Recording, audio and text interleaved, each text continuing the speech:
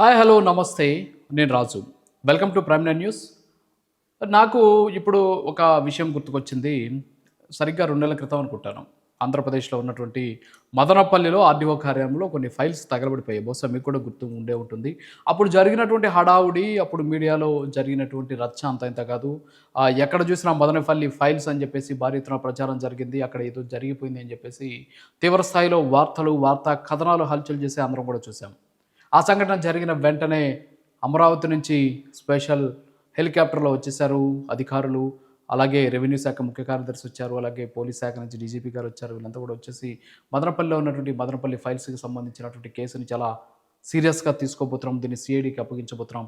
ఇక్కడ దీని వెనక ఎవరున్నా సరే ఎట్టి పరిస్థితుల్లో వదలం. ఇక్కడ ఉన్నటువంటి డాక్యుమెంట్స్ వెనక భారీ ఎత్తున కుంభకోణం జరిగింది. ఆ భూ కుంభకోణాలు బయటికి రాకుండా ఉండేందుకే ఈ ఫైల్స్‌ని దగ్ధం చేశారు. ఇందులో కుట్ర కోణం ఉంది అని చెప్పేసి భారీ ఎత్తున ప్రకటనలు చేసేశారు. మీడియా ముందు మాట్లాడేశారు, వెళ్ళిపోయారు. ఆ తర్వాత కొద్ది రోజులకి అందరూ మర్చిపోయారు. అసలు మదనపల్లి ఫైల్స్‌లో ఏం జరిగింది? ఎందుకని మదనపల్లి ఫైల్స్‌ని అందరూ ఎందుకు మర్చిపోయారు? అర్థం కావట్లేదు. ఎందుకంటే నాకు ఒక సినిమా గుర్తుకొస్తుంది ఈ సంఘటన చూస్తుంటే. 'మర్యాద రామన్న' సినిమా ఉంది కదా! సో, 'మర్యాద రామన్న' సినిమాకి సంబంధించి అక్కడ ఉన్నటువంటి నాగినీడితోటి ఒక డీల్ మాట్లాడడానికి రావు రమేష్‌తో పాటు మరికొంతమంది వెళ్తారు. రావు రమేష్ అక్కడికెళ్ళే సందర్భంలో నాగినిని చూసి అందరూ కూడా భయపడుతూ ఉంటారు. ఆయనతో మాట్లాడాలంటే కూడా చాలా భయం అని చెప్పేసి ఆ స్టోరీ అంతా ఉంటుంది. అప్పుడు రావు రమేష్ లోపలికెళ్ళేటువంటి సందర్భంలో ఆయనతో వచ్చినటువంటి ఒక సేట్ కూడా చాలా భయపడుతూ లోపలికి ఎంటర్ అవుతాడు. కానీ నాగినీడు చూపించినటువంటి ఆ ప్రేమ, అంతేకాకుండా నాగినీడు చూపించినటువంటి ఏదైతే వాళ్ళ పట్ల ఆయన వ్యవహరించినటువంటి తీరు ఏదైతే ఉందో, దీంతోటి వాళ్ళంతా కూడా ఒక్కసారిగా నాగినీడిని చూసిని భయపడుతూ వచ్చినటువంటి రావు రమేష్ ఒక్కసారిగా రిలాక్స్ అయిపోతాడు. నాగినీడితో పాటు ఆయన కొడుకుల మీద కూడా భారీ ఎత్తున జోక్స్ వేస్తూ ఆ సినిమా సాగిపోతూ ఉంటుంది. ఆ తర్వాత ఏం జరిగిందనేది సినిమా విషయం. సరే, దాన్ని పక్కన పెడితే ఇప్పుడు అదే సిచ్యువేషన్ ఈరోజు ఆంధ్రప్రదేశ్‌లో జరుగుతుంది. జరిగినటువంటి కుంభకోణాలు వైసీపీ హయాంలో అవన్నీ కూడా ఒక్కొక్కటిగా బయటికి వస్తే ఆ పార్టీలో ఉన్నటువంటి ముఖ్య నేతలతో కూడా ఇబ్బందులు పడతారు. ఖచ్చితంగా ఈ కేసులన్నీ కూడా వాళ్ళకి చుట్టుకోబోతున్నాయని చెప్పేసి చాలామంది అజ్ఞాతంలోకి వెళ్ళిపోయారు. నాగినీడు ఇందాక నేను చెప్పినటువంటి 'మర్యాద రామన్న' సినిమాలాగా. తర్వాత కూటమి ప్రభుత్వం లైట్ తీసుకోవడం, ఆ కేసుల గురించి సరైనటువంటి శ్రద్ధ చూపకపోవడంతోటి ఇప్పుడు ఒక్కొక్కరు బయటకొస్తున్నారు. ఇప్పటివరకు ఏమైపోయినారో అందరూ ఒక్కొక్కరుగా బయటకొచ్చి మీడియా ముందు మాట్లాడుతూ ఉన్నారు. కూటమి ప్రభుత్వం మీద విమర్శలు చేస్తున్నారు. కొత్త పదవులను తీసుకుంటూ ముందుకు వెళ్తున్నారు. అయినా మదనపల్లి ఫైల్స్ వ్యవహారంలో ఎవరు ఫూల్స్ అయ్యారు? సామాన్య ప్రజలా? కూటమి ప్రభుత్వంలో ఉన్నటువంటి నాయకులా? నిజంగా ఈ ఫైల్స్ వెనక జరిగినటువంటి కుట్రలో భాగస్వాములు ఎవరు ఈ కేసులో ఫూల్స్ అయ్యారు? ఎందుకని మదనపల్లి ఫైల్స్‌ని మర్చిపోయారు? అర్థం కానటువంటి పరిస్థితి. ఆ రోజు చేసినటువంటి హడావుడంతా ఏమైపోయింది? చాలామంది పాపం బాధితులొచ్చారు. మా భూముల్ని కబ్జాలు చేశారు, మా భూముల్ని లాక్కున్నారు, మా భూముల్ని బలవంతంగా చెరపట్టారని చెప్పేసి అనేక ఫిర్యాదులందాయి. ఈ ఫిర్యాదులన్నిటి మీద కూడా చర్యలు తీసుకుంటామని చెప్పేసి ఆ రోజు ప్రభుత్వం బాహాటంగా ప్రకటించింది. సిసోడియా గారైతే ఒక అడుగు ముందుకేసి ఇదంతా కూడా చాలా పెద్ద కుట్ర జరిగింది. ఆంధ్రప్రదేశ్ రాష్ట్రంలో ఇలాంటి ఘటనలు చాలా ఉన్నాయి. వీళ్ళందరి మీద కూడా కఠిన చర్యలు ఉండబోతున్నాయని చెప్పేసి భారీ ఎత్తున ప్రకటనలు చేశారు. ఏమైపోయినాయి ఆ ప్రకటనలన్నీ? ఆ రోజు ఇచ్చినటువంటి ఫిర్యాదులు ఏమైపోయినాయి? అసలు మదనపల్లి ఫైల్స్ కేసు ఏమైపోయింది?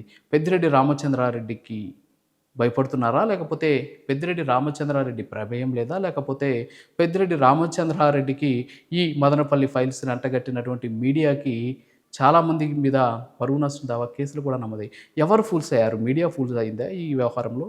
మదనపల్లి ఫైల్స్ వ్యవహారంలో ఫూల్స్ ఎవరు? మీడియానా? పెద్దిరెడ్డి రామచంద్రారెడ్డా? కూటమి ప్రభుత్వమా? విచారణ చేసినటువంటి పోలీసులా? ఎవరు? ఎందుకని ఈ కేసుని ఇంకా కూడా బయటికి తీయట్లేదు? నేను ఎవరిని విమర్శించట్లేదు ఇక్కడ. నా ఇంటెన్షన్ ఒక్కటే. ఒక కేసుకు సంబంధించినటువంటి సంఘటన జరిగినప్పుడు ఆ సంఘటన పూర్వపరాలను పరిశీలించిన తర్వాత ఆ కేసుకు సంబంధించినటువంటి విచారణ ఎందుకు పారదర్శకంగా జరగట్లేదు? ముందొస్తున్నటువంటి హైప్ ఆ తర్వాత ఎందుకు రావట్లేదు? ఎందుకని ఆ కేసులో నిందితులను ఎందుకు సరిగా పట్టించుకోవట్లేదు? నిందితుల పక్కన పెడితే ఈ కేసులో ఉన్నటువంటి సూత్రధారుల వ్యవహారాన్ని ఎందుకు ప్రభుత్వం పెడచెవిన పెట్టింది? ఈరోజు ప్రజల్లో ఉన్నటువంటి అనేక అనుమానాలను నివృత్తి చేయాల్సినటువంటి బాధ్యత ఈ ప్రభుత్వం మీద ఉంది. మదనపల్లి ఫైల్స్ వ్యవహారంలో చంద్రబాబు నాయుడికి నా వైపు నుంచి ఒక ప్రశ్న, అలాగే పెద్దిరెడ్డి రామచంద్రారెడ్డికి నా వైపు నుంచి ఒక ప్రశ్న. యెస్, చంద్రబాబు నాయుడు గారు, మీరు ఆ రోజు ఇక్కడ జరిగినటువంటి వ్యవహారానికి సంబంధించి భారీ ఎత్తున టీడీపీకి సంబంధించినటువంటి అనుకూల సోషల్ మీడియాలో భారీ ఎత్తున ప్రచారం చేశారు. దీని వెనక ఎంత వారున్నా సరే వదిలిపెట్టమని చెప్పారు. కానీ ఈరోజు ఏమైపోయింది ఆ కేసు? సిఐడికి అప్పగించారు. కనీసం ఒక అడుగు ముందుకు కూడా పడలేదు. ఇంకొక విషయం ప్రశ్న అడిగేటటువంటి ముందు నిజంగా తిరుమల టీటీడీకి సంబంధించి సిట్ వేశారు.